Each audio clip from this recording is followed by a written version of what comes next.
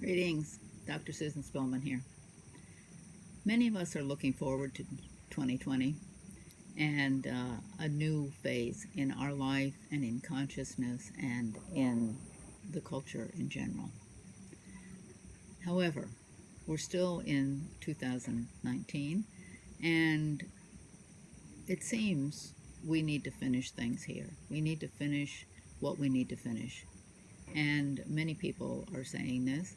And what I notice is quite a bit of resistance in myself, resistance to moving on, resistance to letting go of what's familiar, and often resistance to my feelings.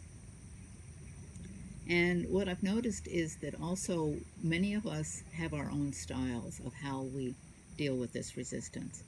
So I have a couple of friends whose style is that it comes out in their body. The pain and suffering manifests physically in their body, and that's what they tend to focus on. Other people are more into emotional kind of pain and suffering, and that's where their energy goes. And for me and for some others, it's more grief. It's like, okay, grief, I need to let go of these things. And I resist doing that, and I resist feeling the grief. So, the question for me today, anyway, and hopefully this will be helpful for you, is how do we grieve? How do we grieve? Whether we're grieving our body, whether we're grieving emotional pain and suffering, whatever it is, what is it we need to let go of in our life? And how do we grieve letting that go with ease? How can we do it with ease? So this is a big challenge for me anyway, because I tend to get kind of stuck in the feelings, the resistance, and the grief. So in terms of how do we grieve, I mean, in some ways it's a obvious question, and people have been asking me. And for many of us, we can just do this on our own. We know what we're losing. We know what we need to give up, and we know that we're sad about it. We need to grieve about the losses in our lives, so that we can move forward. So we can see that it's positive. We need to move forward, and we can move forward. But we have to grieve, and we have to let go of the current situation that doesn't work for us.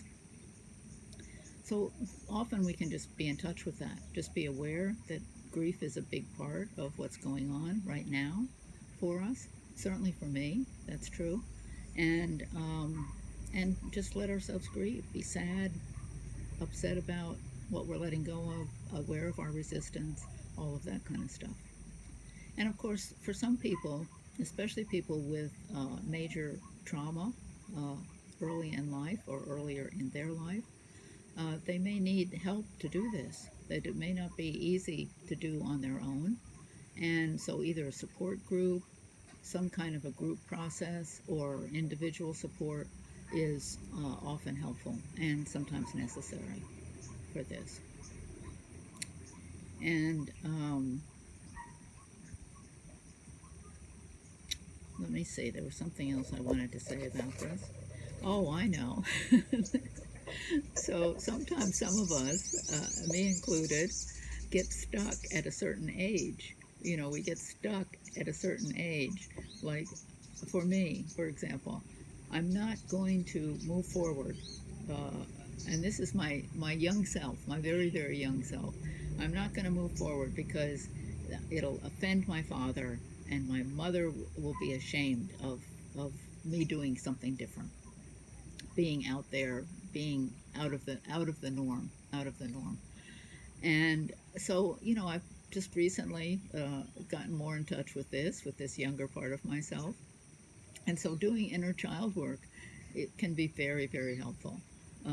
Again, we can do this often for ourselves once we can identify it.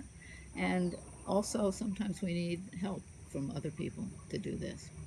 And so this is just some ideas for you to see where you fit, what works for you, what will work for you, what can work for you, that kind of thing.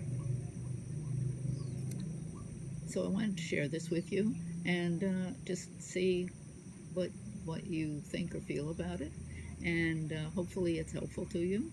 And I look forward to more of these. These are fun to do. Okay, bye bye.